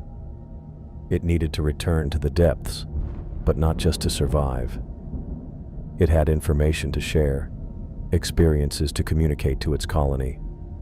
I was nothing more than a transport vessel, a way for the organism to carry its knowledge back to its kind. The realization filled me with a mixture of horror and strange fascination. I was part of something larger now, connected to an intelligence that had evolved in the deepest parts of our planet. The guard's radio crackled to life outside my door. Elena's voice came through clearly this time. "All stations, we're increasing speed to maximum. I want us in San Diego in 48 hours, not 72. Whatever's happening to Samuel is getting worse." The creature's response was immediate and terrifying. It sent a surge of foreign thoughts through my brain, and suddenly I understood exactly what it was planning. The organism wasn't going to wait for us to reach port. It wasn't going to let them try to remove it from my body. It was going to take control completely and force me to return to the ocean, one way or another. I tried to warn them, to shout out what I'd learned, but the creature clamped down on my vocal cords. All that came out was a strangled gasp. The alien intelligence was done being subtle. It was done sharing space in my head. The time for cooperation was over. As the ship cut through the dark waters towards San Diego, I felt my own consciousness being pushed deeper and deeper into the background. The creature was taking over, preparing for whatever desperate action it had planned. I could only watch helplessly as my body stopped being my own. The creature's influence had been growing stronger for hours, but now it felt different. Instead of the constant pressure and pain, I felt a surge of energy flowing through my muscles. My fingers, which had been numb and clumsy in the straitjacket, suddenly felt nimble and precise. The organism was giving me something: strength, coordination, purpose. I tested the restraints again, but this time my movements were calculated. The creature guided my hands, showing me exactly where to apply pressure. The canvas straps that had held me for hours suddenly felt loose.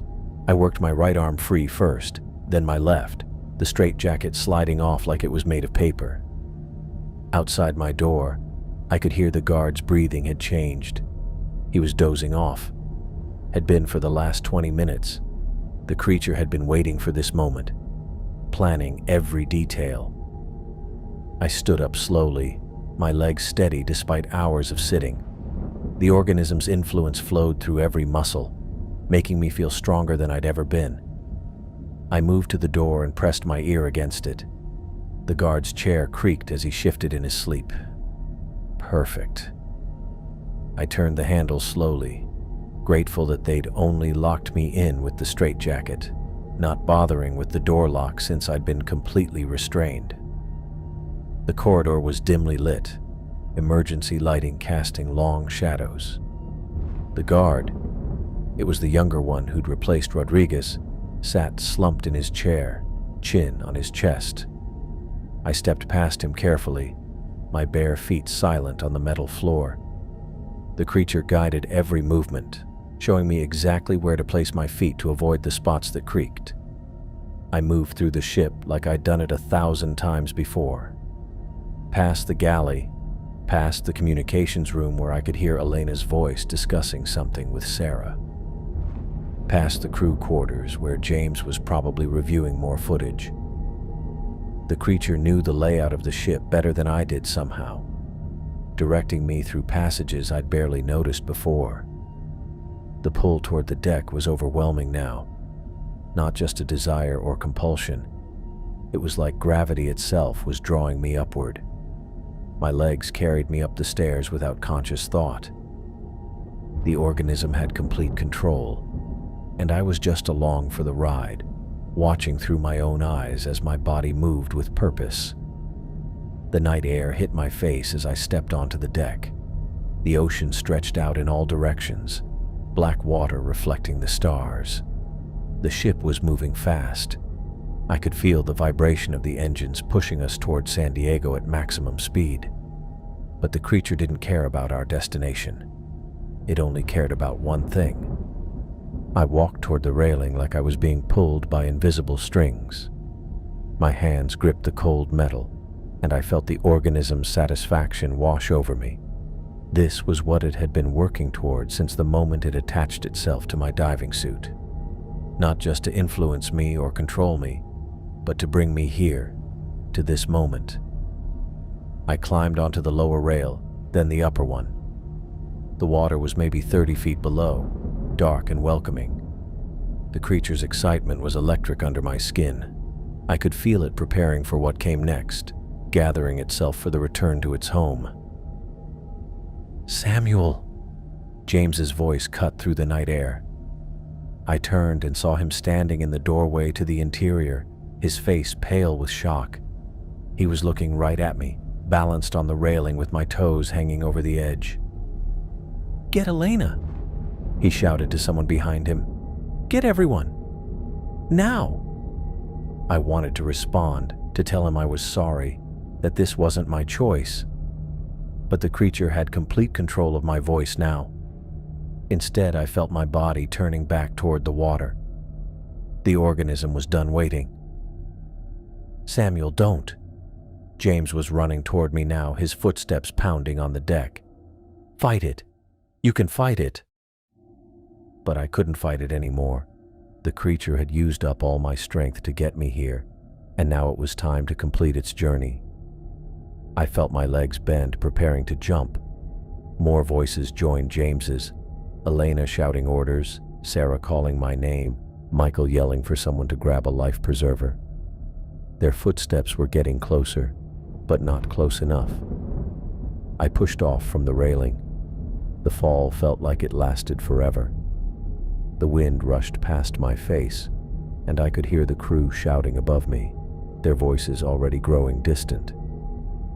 The creature's satisfaction was overwhelming, pure joy flooding through every nerve as we plummeted toward the water.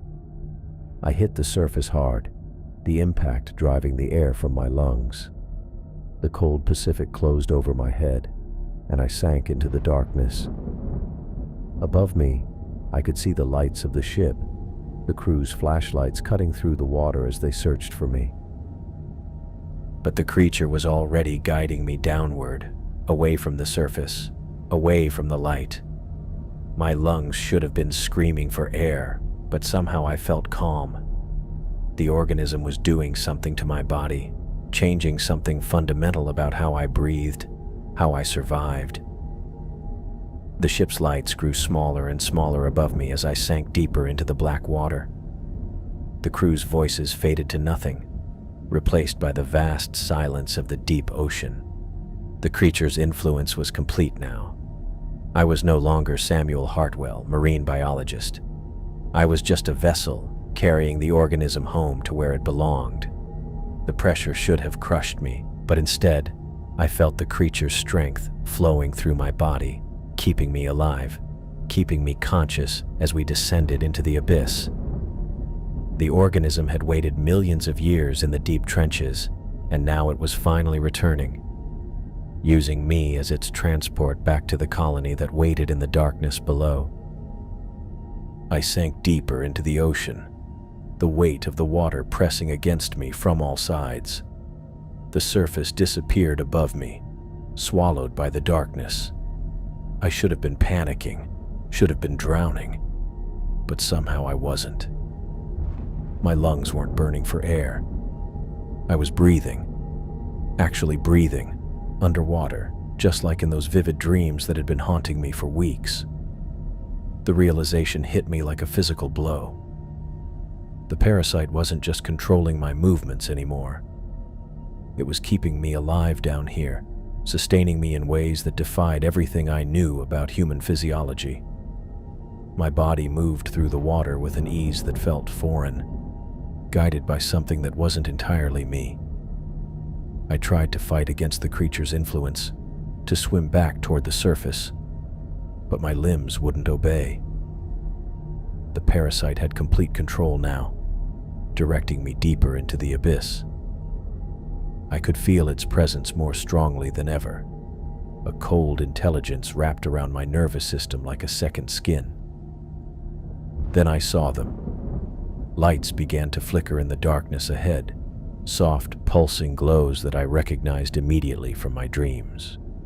The creatures were approaching, dozens of them, their translucent bodies undulating through the water with graceful precision. They moved in patterns that seemed almost choreographed, their bioluminescent displays creating a symphony of light in the deep. As they drew closer, I could make out their forms more clearly. They were similar to the one attached to me, elongated, with multiple appendages trailing behind them like ribbons. But these were larger, more developed. Their light patterns shifted and changed as they surrounded me, creating complex sequences that felt like communication. The parasite inside me responded immediately. I felt it pulse beneath my skin, sending answering signals through my nervous system. The sensation was overwhelming, like having someone else's thoughts suddenly flooding my mind. The creature was talking to its own kind, using my body as a conduit. Understanding crashed over me with startling clarity. The organism hadn't attached itself to me randomly during that dive weeks ago. It had been separated from its colony, stranded in the deep trench where we'd been collecting samples. It had used me as a host, not just to survive, but to find its way home. I was nothing more than a transport vessel, a living submarine carrying one of their own back to where it belonged.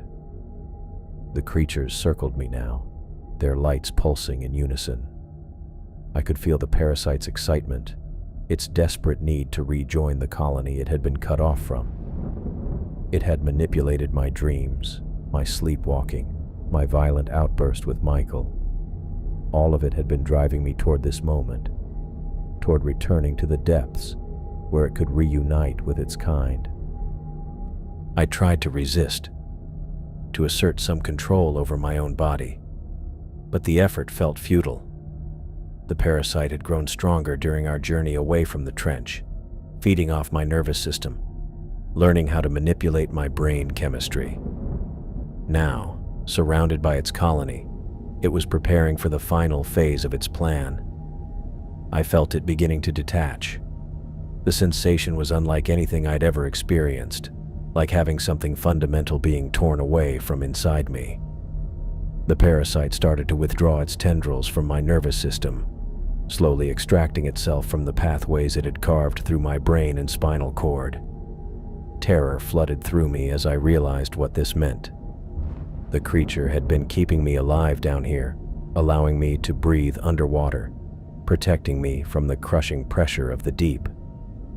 When it left my body, I would be just another human being trapped thousands of feet below the surface.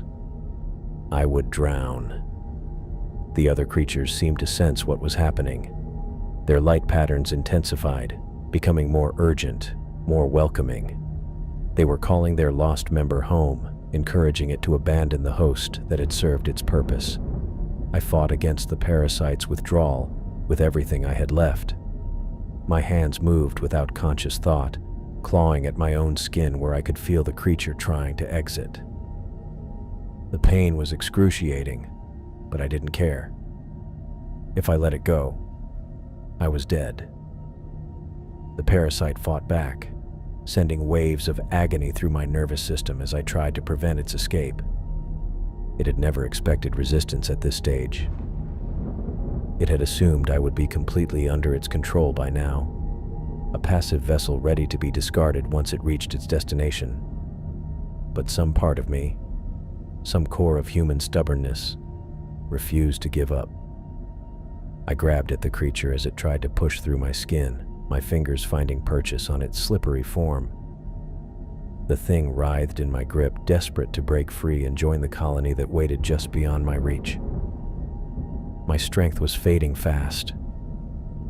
The parasite's influence had been the only thing keeping me functional down here, and as it withdrew, I could feel my human limitations reasserting themselves. My lungs began to burn.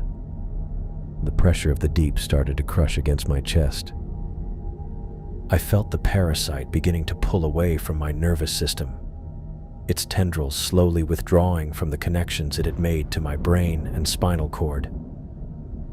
The sensation was like having my thoughts unraveled, thread by thread.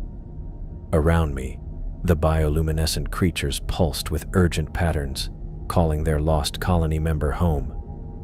The realization hit me like a physical blow. When this thing left my body, I would lose the ability to breathe underwater. I would drown down here in the crushing darkness, thousands of feet below the surface. My lungs would fill with seawater, and I would die alone in the abyss. I couldn't let that happen. Fighting against every instinct the parasite had programmed into me, I reached up and grabbed at my own chest where I could feel the creature moving beneath my skin. The organism recoiled at my touch, sending sharp spikes of pain through my nervous system. It didn't want to be held back. It wanted to return to its kind. But I wasn't going to let it go. Not yet. I dug my fingers into the skin where the parasite was trying to emerge. feeling the slippery, translucent form of the creature as it pushed against the inside of my chest. The pain was excruciating, like grabbing a live electrical wire. But I held on. The parasite thrashed against my grip, sending waves of agony through every nerve in my body. "No," I thought, though I wasn't sure if the word came from my mind or my mouth. "You're keeping me alive until I reach the surface." The creature fought back harder, flooding my system with pain, so intense I nearly blacked out. But I could feel it responding to my demand. Its biological system still connected enough to mine that it couldn't completely ignore my will. The burning in my lungs eased slightly as the organism reluctantly maintained the modifications that allowed me to process oxygen from the water.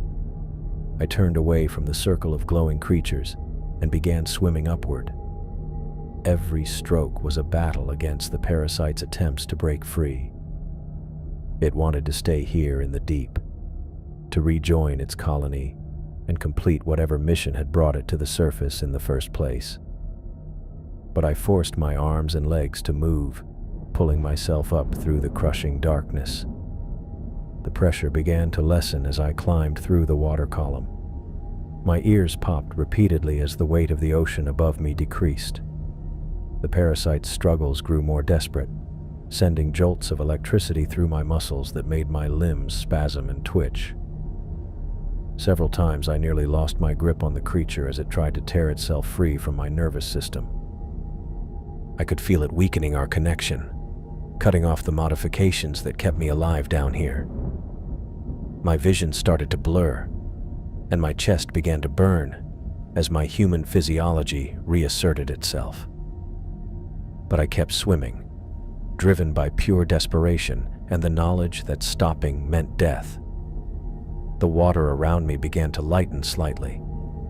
I was getting closer to the surface, though it still felt impossibly far away.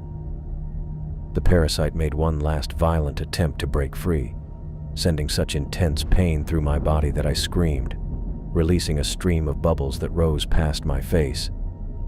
But I held on. My lungs were burning now, really burning, as the creature's life support systems failed. I could feel my human limitations returning. The need for air, the crushing pressure of the deep water, the cold that was starting to seep into my bones. But I was close now. I had to be close. I broke through the surface with a gasp that turned into a choking cough as seawater filled my mouth. The night air hit my face like a slap, and I could see lights in the distance, searchlights from the Ocean Pioneer. They were looking for me.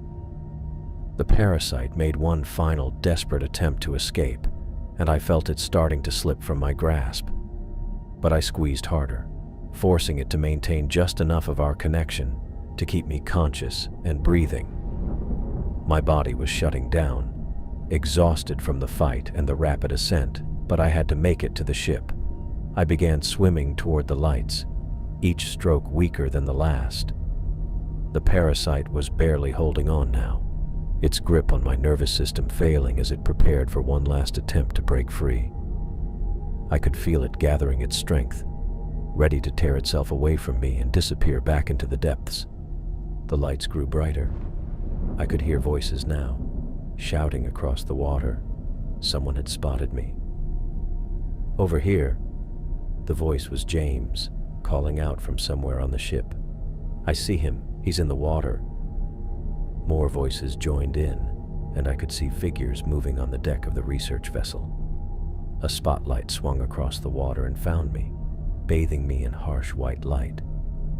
I raised one arm weakly, still holding the parasite against my chest with the other. "Samuel!" Elena's voice carried across the water. "Hold on. We're coming." I heard the splash of someone diving into the water, then strong hands grabbed me under the arms. James had jumped in after me, and he was pulling me toward the ship where Elena and the others were lowering a rescue ladder. The parasite chose that moment to make its final escape attempt. I felt it tear away from my nervous system all at once, like having my spine ripped out through my chest. The pain was so intense that everything went white for a moment, and I nearly lost consciousness. But I felt the creature slip from my grasp and disappear into the dark water below, finally free to return to its colony in the depths. James hauled me up the ladder with Elena and Morrison pulling from above. I collapsed onto the deck, gasping and shivering, feeling completely human for the first time in days. The parasite's influence was gone from my mind, leaving behind only exhaustion and the memory of what it had made me do. Elena and Morrison pulled me from the water just as the last traces of the creature vanished back into the depths where it belonged. I lay on the deck gasping, my chest heaving as I tried to fill my lungs with air that actually felt like air again. The cold metal pressed against my back, and I could taste salt water mixed with something else, something that reminded me of copper and electricity. My whole body shook, not just from the cold Pacific water, but from the shock of being completely myself again. Elena knelt beside me, her hands moving quickly over my arms and torso, checking for injuries. "Samuel, can you hear me? Are you hurt anywhere?"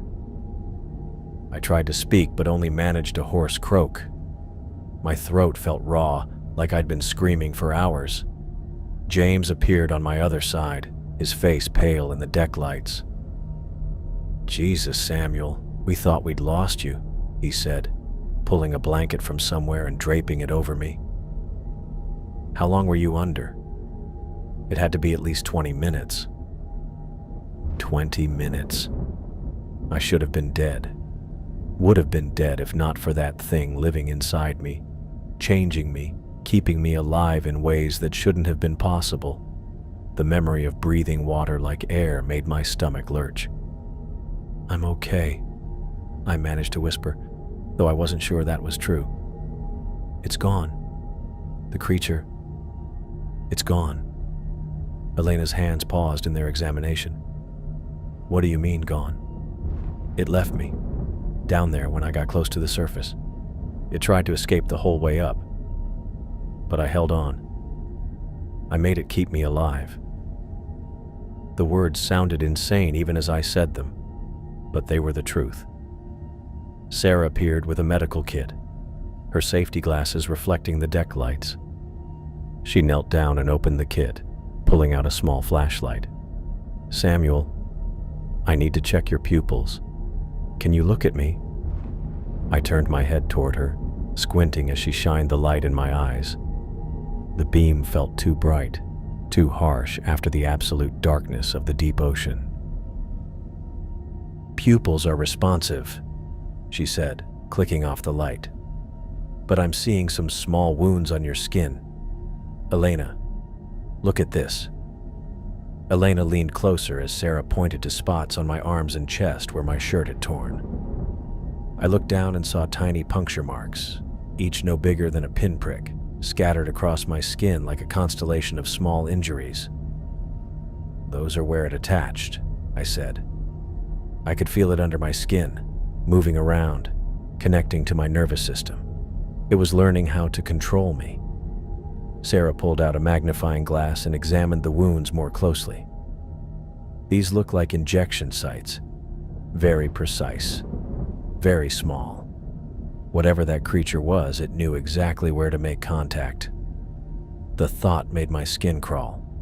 I remembered the sensation of those thin appendages working their way through my diving suit, finding the perfect spots to burrow in and take control. The memory of losing myself, of becoming a passenger in my own body, hit me like a wave of nausea. "How did you force it to keep you alive?" James asked. "I mean, if it was trying to escape." I closed my eyes, trying to find the words to explain something that defied explanation. "I don't know exactly. When I realized it was pulling away, I knew I'd drown without it. So I fought back. I grabbed at it, held onto it somehow. I think I convinced it that if I died, it would die too. It needed me to get to the surface." Elena stood up and I heard her talking quietly into her radio. "This is Rodriguez. I need all senior staff in the communications room in 10 minutes. We're ending this expedition immediately and returning to port. The finality in her voice was unmistakable. Our research mission was over. Sarah continued examining the puncture wounds, taking photos with a small camera. Samuel, I need to ask, do you feel like yourself? Completely yourself? I took a moment to really consider the question. For the first time in days, my thoughts felt clear and uninterrupted. No strange compulsions, no overwhelming urge to throw myself into the ocean, no foreign presence whispering in the back of my mind. Yes, I said. For the first time since that dive, I feel completely human again. But even as I said it, I knew that wasn't entirely true. Something had changed in me during those days of being controlled by an alien intelligence. I'd experienced things no human was meant to experience: breathing water, surviving crushing pressure, feeling the thoughts of something utterly inhuman. Those memories would stay with me forever. James helped me sit up, and I looked out over the dark water. Somewhere far below, that creature had returned to its colony, probably carrying information about the surface world that no deep-sea organism should possess. The thought made me shudder. "We need to get you to the medical bay," Elena said, returning from her radio call. "I want Sarah to run a full examination, blood work, everything. We need to make sure that thing didn't leave anything behind." The possibility hadn't occurred to me, but now it seemed obvious. What if the creature had deposited something in my system? What if this feeling of being free was just temporary? Sarah packed up her medical kit and stood. "Can you walk?" I tested my legs, pushing myself up from the deck with James's help. My muscles felt weak and shaky, but they responded to my commands. My commands, not something else's. "Yeah, I think so." We made our way slowly across the deck toward the door leading inside. With each step, I felt a little more like myself, a little more human. But I also felt the weight of what had happened to me, the knowledge that I'd been host to something from the deepest parts of the ocean. The next few days passed in a blur of medical tests and debriefings. Sarah drew blood samples every 6 hours, monitoring my vital signs and checking for any trace of foreign organisms. Elena interviewed me repeatedly, trying to understand exactly what had happened during my time under the creature's control.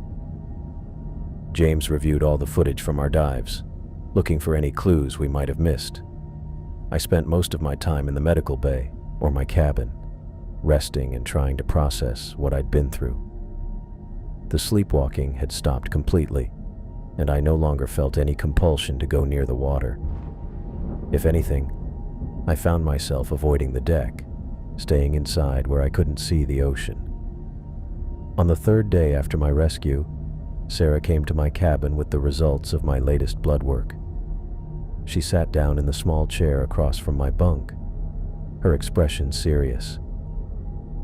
"Everything looks normal," she said. "No trace of foreign DNA, no unusual proteins, no sign that anything was left behind in your system." I felt a wave of relief wash over me. "So I'm really free of it?" "As far as we can tell, yes.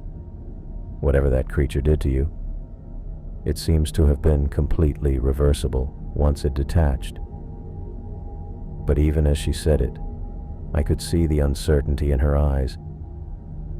We were dealing with something completely unknown, something that had capabilities we couldn't fully understand.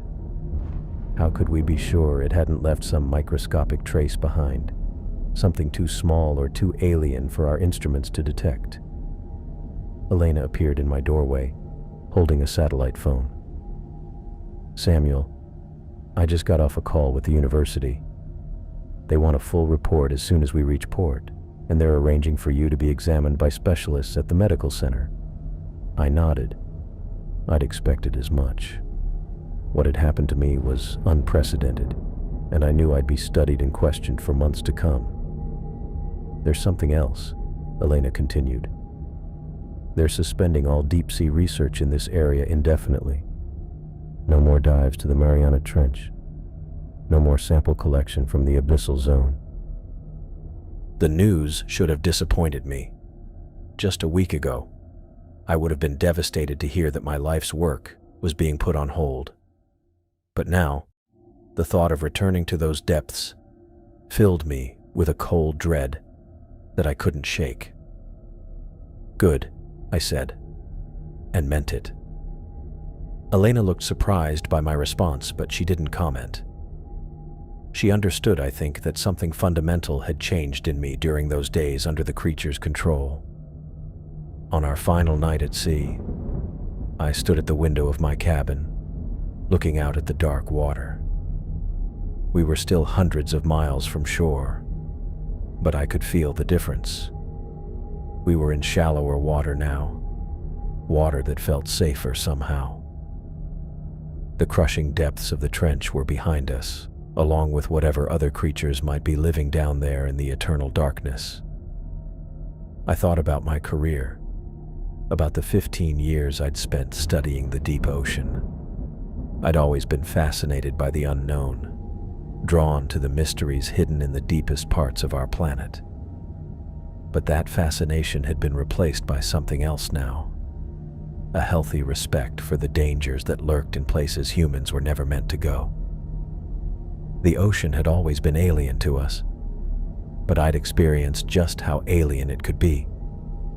I'd been host to a form of life so different from anything on the surface that it might as well have come from another planet. And somewhere down in those depths, there were probably more of them. Creatures with capabilities we couldn't imagine, and intentions we couldn't understand. I pulled the curtain closed and turned away from the window. Tomorrow we'd reach port, and I'd begin the long process of trying to return to a normal life. But I knew I'd never be the same person who had descended into the Mariana Trench just days ago. That person had been curious about the deep ocean's secrets. This person knew that some secrets were better left undiscovered. The ship's engines hummed steadily beneath my feet, carrying us away from the abyss and back toward the world of light and air where humans belonged. I lay down on my bunk and closed my eyes, grateful for the first time in my life to be nothing more than human.